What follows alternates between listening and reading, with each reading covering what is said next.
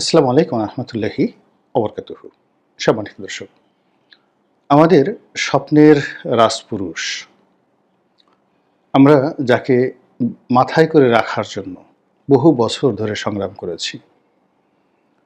দেশের প্রধানতম রাজনৈতিক শক্তি আওয়ামী লীগ যতবার তাকে অপমান করার চেষ্টা করেছে, যতবার তাকে ছোট করার চেষ্টা করেছে, আমরা এই বাঙালি জাতি সম্মিলিতভাবে তাকে মাথায় তুলে এমনভাবে নেচেছি, এমনভাবে কেঁদেছি এবং আমরা আশা করেছি যে এই মহান এবং মহৎ মানুষটি যদি আমাদের রাষ্ট্র ক্ষমতার শীর্ষ পর্যায়ে আসেন, তার হাতে যদি রাষ্ট্র ক্ষমতা আসে, আমরা নিঃসন্দেহে বাংলাদেশ একটা বিরাট সম্মান এবং মর্যাদার জায়গায় চলে আসব।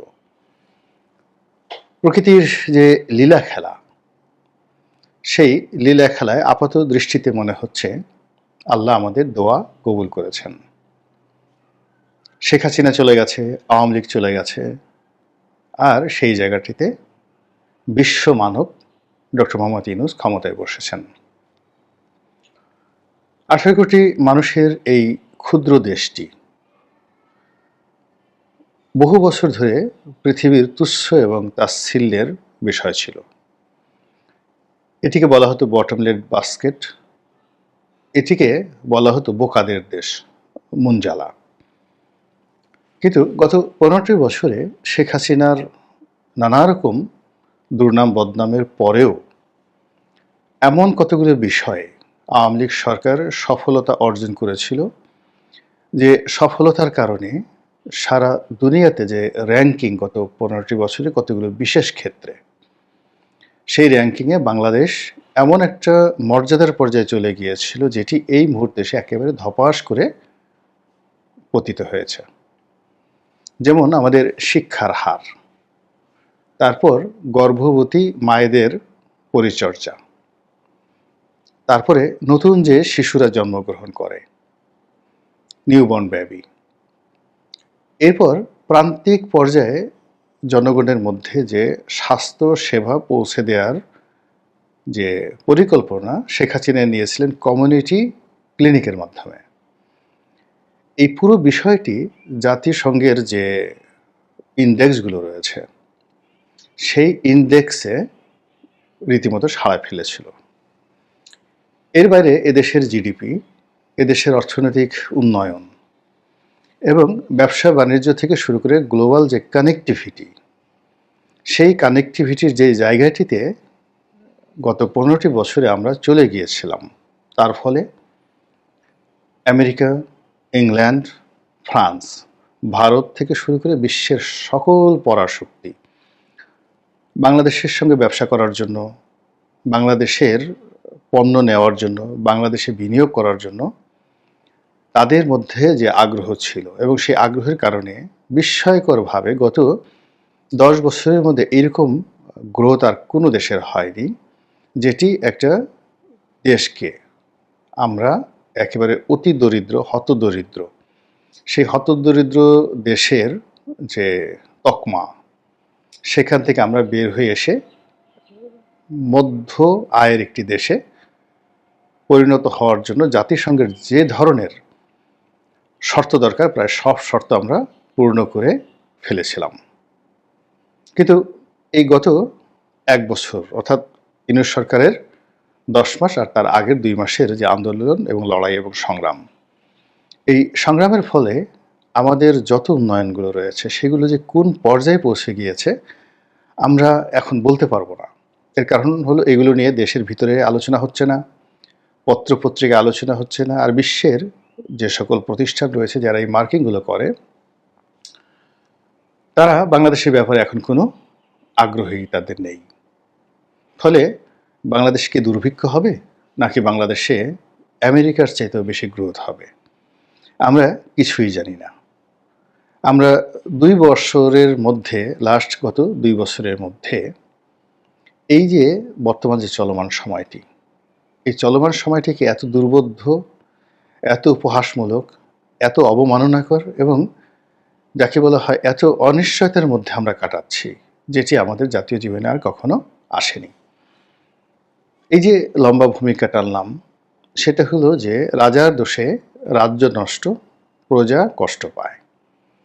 এখন যেখানে শেখ হাসিনা ছিলেন ঠিক সেই জায়গাটিতেই বিশ্ব মানবকে আমরা বসিয়েছি, মহামানবকে আমরা বসিয়েছি, নোবেল পুরস্কার পাওয়া একজন বিশ্ববিখ্যাত ব্যক্তিকে আমরা বসিয়েছি, যিনি তার জীবনের অভিজ্ঞতা দিয়ে এমন একটা পর্যায়ে পৌঁছে গেছেন, শুধু স্বর্ণ স্বর্ণ স্বর্ণ, হীরক হীরক, diamond diamond diamond, platinum platinum platinum, তার সারা দেহে স্বর্ণ, প্লাটিনাম এবং ডায়মন্ড ছাড়া আর কিছুই নেই। তো এই মানুষটি গত 10 মাসে আমাদেরকে 10টি বৈদেশিক সফর উপহার দিয়েছেন।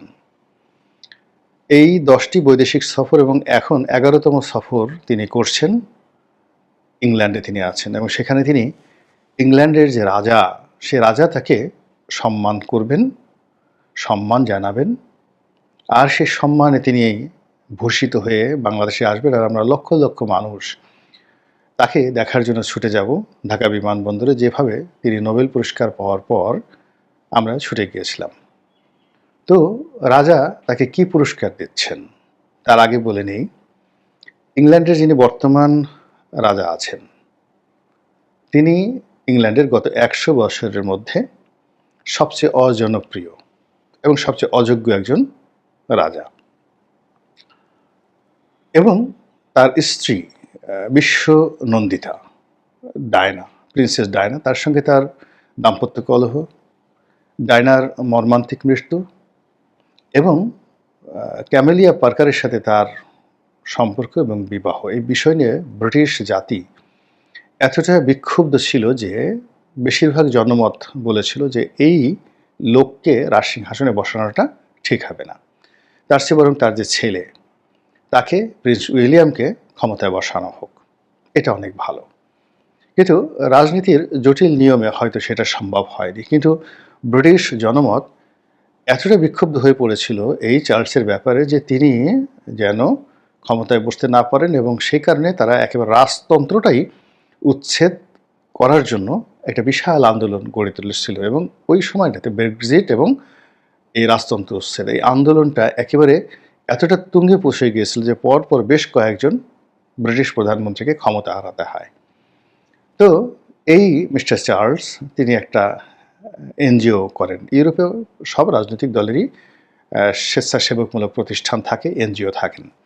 তো তারও এরকম একটা এনজিও আছে এবং সেই এনজিওর পক্ষ থেকে পুরস্কার দেওয়া হচ্ছে বিভিন্ন জায়গার, এবং সেই পুরস্কারের মধ্যে এখন যাদেরকে এই বছর দেওয়া হচ্ছে একমাত্র এশিয়া ইউরোপে এই ডক্টর মোহাম্মদ ইউনূসের নামটাই মানুষজন চেনে বা জানে, এর বাইরে অন্য যারা আছে সবই অখ্যাত। এবং ব্রিটিশ এই ধরনের একটা পুরস্কার বা রাজার একটা এনজিওর একটা পুরস্কার, যেমন ধরুন আমাদের শেখ হাসিনা, আমাদের বেগম খালেদা জিয়া কিংবা আমাদের এরশাদ, তাদের একটা অনেক সময় পারিবারিক এনজিও থাকে। তো সেরকম একটা এনজিও একটা পুরস্কার দিচ্ছে, সেই পুরস্কারটা নেওয়ার জন্য তিনি এই গরিব মানুষের বাংলাদেশের অর্থ খরচ করে ব্রিটেনের সবচেয়ে অভিজাত হোটেলে তার বিরাট লাটবহর নিয়ে তিনি সেখানে অবস্থান করছেন, আর বলছেন যে এটা তার রাজকীয় সফর, মানে রাষ্ট্রীয় সফর। কিন্তু আমরা দেখলাম যে এয়ারপোর্টে, মানে হিথ্রো বিমানবন্দরে তিনি যে নামলেন, তার ব্যাগ টানার জন্য তার প্রেস সেক্রেটারি ছাড়া আর কেউ ছিলেন না, নম্বর 1। এমনকি তার একটা ছবি তোলার জন্য একটা ক্যামেরাম্যান সেখানে ছিলেন না। মিস্টার শফিক তিনি তার নিজ ক্যামেরা দিয়ে যে ছবি তুলেছেন ইউনূস সাহেবের, তো সেই ছবি আমরা দেখেছি। এবং সেখানে বাংলাদেশের যে রাষ্ট্রদূত যিনি ইংল্যান্ডে আছেন, সেই ভদ্রমহিলার সঙ্গে তিনি করমর্দন করছেন, হ্যান্ডশেক করছেন, এবং সেই হ্যান্ডশেক করার সময় তাকে খুবই বিভ্রান্ত, খুবই উদাসীন, খুবই ক্লান্ত, খুবই বিধ্বস্ত, খুবই অপমানিত বলে আমাদের কাছে মনে হয়েছে। যাই হোক, তিনি এখন সেই হোটেলে আছেন, কিন্তু হোটেলের বাইরে তিনি বেরোতে পারছেন না বা পারেননি। এর কারণ হলো যে তিনি যে 4 দিনের সফরে গিয়েছেন, এই সময়টিতে আওয়ামী লীগ সেখানে ব্যাপক বিদ্রোহ করছে, বিক্ষোভ জানাচ্ছে, এবং এত বড় বিক্ষোভ নিকট অতীতে ইংল্যান্ডে বাঙালিরা করেনি, যেটা ডক্টর মোহাম্মদ ইউনূসের জন্য করা হচ্ছে। এবং যে খবর আসছে সেটি হলো যে তাকে হোটেলের পিছনের দরজা দিয়ে ঢোকানো হয়েছে, এবং তিনি এই বিক্ষোভের কারণে হোটেল থেকে বেরোতে পারছেন না। যত মেহমানরা আসছেন হোটেলের ভিতরে এসে তার সাথে দেখা সাক্ষাৎ করছেন। তার সঙ্গে ব্রিটিশ প্রধানমন্ত্রীর একটা বৈঠক হওয়ার কথা ছিল। আজকে আমি যখন এই ভিডিওটি করছি 11 তারিখে, আজকের তরতাজা খবর হলো এখনও পর্যন্ত ব্রিটিশ প্রধানমন্ত্রীর সঙ্গে তার বৈঠকের কোনো শিডিউল পাওয়া যায়নি এবং তার যে প্রেস সচিব তিনি আজকের দিন পর্যন্ত যেটি জানিয়েছেন সেটি হলো ব্রিটিশ প্রধানমন্ত্রীর সঙ্গে তার বৈঠক অনিশ্চিত। তো এখানে রাষ্ট্রীয় সফরটা কিভাবে হলো? এর মধ্যে আমরা দেখলাম যে বাংলাদেশি বংশোদ্ভূত যাদের সঙ্গে মানে তারা মূলত বর্তমান ক্ষমতাসীন দল নয়, লেবার পার্টি নয়, বিরোধী দলের সংসদ সদস্য, তারা 4-5 জন এসে ডক্টর মোহাম্মদ ইউনূসের সঙ্গে দেখা করেছেন। এর মধ্যে 2 জন বাঙালি বংশোদ্ভূত রমণী যারা ওখানে ব্রিটিশ সংসদে এমপি হিসেবে নির্বাচিত হয়েছেন, তার মধ্যে রূপা হকও আছেন, তিনি দেখা করেছেন। বলা হচ্ছে যে বিশাল এক গ্রুপ সংসদ সদস্য সেখানে দেখা করেছেন। তারপর 2-3টি বহুজাতিক কোম্পানির তৃতীয় সারির কর্মকর্তা দেখা করেছেন, যেমন এয়ারবাস, ফ্রান্সের এয়ারবাস। আপনারা জানেন যে ফ্রান্সের এয়ারবাস বাংলাদেশে বিক্রি করার জন্য শেখ হাসিনার আমল থেকে দেন দরবার হচ্ছিল। তো সেই এয়ারবাস কোম্পানির একজন ভাইস প্রেসিডেন্ট, প্রধান ব্যক্তি নয়, ভাইস প্রেসিডেন্ট, তিনি ডক্টর মোহাম্মদ ইউনূসের সঙ্গে দেখা করতে এসেছেন। যদি শেখ হাসিনার জমানায় হতো তাহলে এই ভাইস প্রেসিডেন্ট বাংলাদেশ বিমানের ম্যানেজিং ডিরেক্টরের সঙ্গে দেখা করতে পারতেন না। সেখানে সিভিল এভিয়েশনের চেয়ারম্যান কিংবা বিমানমন্ত্রী বা শেখ হাসিনার দপ্তরে গিয়ে তার কোনো সচিবের সাথে এই যে এয়ারবাস কোম্পানির ভাইস প্রেসিডেন্ট তিনি দেখা করবেন এটা কল্পনাই করা যেত না। আর শেখ হাসিনা যদি ইংল্যান্ডে যেতেন তার সঙ্গে তো প্রশ্নই আসে না। কিন্তু আমরা যে জিনিসটা দেখলাম যে সেই ভদ্রলোক অফিসে গেছেন, ডক্টর মোহাম্মদ ইউনূস কাচুমাচু করে বসে আছেন, পাজামা পরে, মানে প্যান্টের উপরে পাঞ্জাবির উপর কোটি, তো সেটি নিয়ে তিনি বসে আছেন। আর তার সামনে ওই যে ভাইস প্রেসিডেন্ট তিনি একেবারে পায়ের উপর পা তুলে অ্যাজ ইট ইজ, মানে এটা না দেখলে আপনার ছবিটার বডি কন্ট্যাক্ট দেখলে বুঝতে পারবেন যে এয়ারবাস কোম্পানির ভাইস প্রেসিডেন্ট ডক্টর ইউনূসের সামনে যে বডি ল্যাঙ্গুয়েজ প্রদর্শন করেছেন ওটা আমাদের বাঙালি জাতির সকলের উপর রীতিমতো চপেটাঘাত।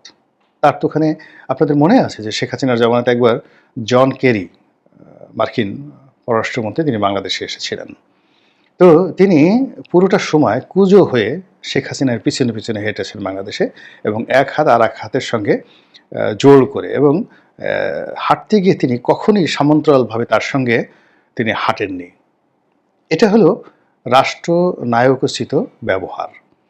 বেগম খালেদা জিয়ার দিকে তাকান, তিনি যখন ভারতে গিয়েছিলেন, প্রধানমন্ত্রী মনমোহন সিং এবং রাষ্ট্রপতি, কিভাবে মনমোহন সিং, তিনি তখন বিরোধী দলীয় নেত্রী 2011 বা 12 সনের দিকে, তো বাংলাদেশের একজন বিরোধী দলীয় নেত্রী তিনি ভারতে গেছেন আর ভারতের ক্ষমতাসীন প্রধানমন্ত্রী তাকে বিমানবন্দরে রিসিভ করার জন্য এসেছেন। তার সেই যে রাজসিক প্রেজেন্টেশন, তার যে হাঁটা, তার সালাম দেওয়া এবং নেওয়ার মধ্যে যে মাধুর্য, সেইগুলোর সঙ্গে কিংবা এর আগে এরশাদের সাথে, জিয়াউর রহমান সাহেবের সঙ্গে আমরা যাদেরকে পেয়েছি, বঙ্গবন্ধুর কথা তো বাদই দিলাম, তো অন্য যাদেরকে পেয়েছি তাদের সঙ্গে এই যে আজকের যে ছবিটি ইংল্যান্ডে আমরা দেখলাম, হোটেলের মধ্যে তিনি কাছুমাছু করে যেভাবে বসে আছেন, এটা মানে আমাদের জন্য রীতিমতো অবমাননাকর। উনি এখন এমন একটা পর্যায়ে চলে গেছেন, মহামানব হয়ে গেছেন। তার সম্মান, মর্যাদা, আত্মসম্মান, বোধ, বুদ্ধি এগুলোর ঊর্ধ্বে তিনি উঠে গেছেন। তিনি বিশ্বমানব, পৃথিবীর কোনো কিছুই এখন আর তাকে স্পর্শ করে না। কিন্তু আমরা তো ভেতো বাঙালি, আমাদের ভাতে একটু পানি কম হলে, ভাত একটু পচে গেলে আমাদের খুব কষ্ট লাগে, ভীষণ রকম কষ্ট লাগে। আমরা করে ভাত খেতে চাই, ভাত একটু কাঁচামরিচ, একটু পেঁয়াজ হলে আমাদের বাঙালির হয়ে যায়। কিন্তু সেই জায়গাটা তো একটা মর্যাদা থাকতে হবে। আমরা তো পচা ভাত খেতে পারবো না, পচা ডাল খেতে পারবো না। এখন উনি এই যে ইংল্যান্ডে গেলেন, আমি ভেবে পাই না উনি কেন গেলেন, কি দরকার ছিল। তিনি যদি এই সময়টাতে বাংলাদেশে বসে বসে একটু নামাজ কালাম করতেন, তসবিহ তাহলিল করতেন, জিকির করতেন, তার যদি জিকিরে ভাব আনার জন্য ওই যে কয়েকজন মানে ডিজে হুজুর আছেন, মুর্শিদ আমার গলার মালা, খুব সুন্দর সুন্দর এখন জিকির আছে না, যেগুলো শুনলে এমনি নাচতে ইচ্ছা করে। তো এরকম তিনি কাওয়ালির আসর বসাতে পারতেন যমুনাতে, জিকিরের আসর বসাতে পারতেন।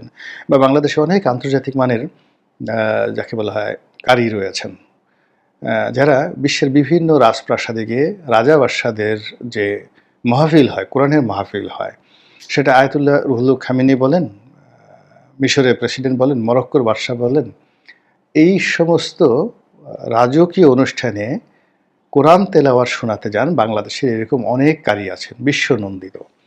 তো তাদেরকে ডেকে এই সময়টিতে তিনি যদি এরকম একটি মাহফিল করতেন এবং বাংলাদেশে যত আলেম ওলামারা আছেন তাদেরকে দাওয়াত করতেন, খাওয়াতেন, এরকম এক একটা মাহফিলে তার যমুনা যে বাসভবন সেটার মধ্যে যে পবিত্রতা আসতো, তা না করে তিনি সেই ইংল্যান্ডে গেছেন। তারপর শেষে আমি এটা বুঝিও না যে এই মানুষগুলো কেন এত ঘন ঘন বিদেশে যায়। প্লেনে যায়, মানুষ মদ খায়। আপনি খান বা না খান, কিন্তু আশেপাশে সে রেড ওয়াইন সার্ভ করছে। তারপর শেষে যা কিছু হচ্ছে ওগুলো আপনাকে দেখতে হবে। আপনি যখন বিদেশে যাবেন সেখানে খাবার-দাবারের কোনো হালাল নাই, হারাম নাই, শুয়োরের মাংস থেকে শুরু করে যা কিছু আছে। আর সেখানে ধরেন আমাদের বাংলাদেশে সবকিছুই তো হালাল।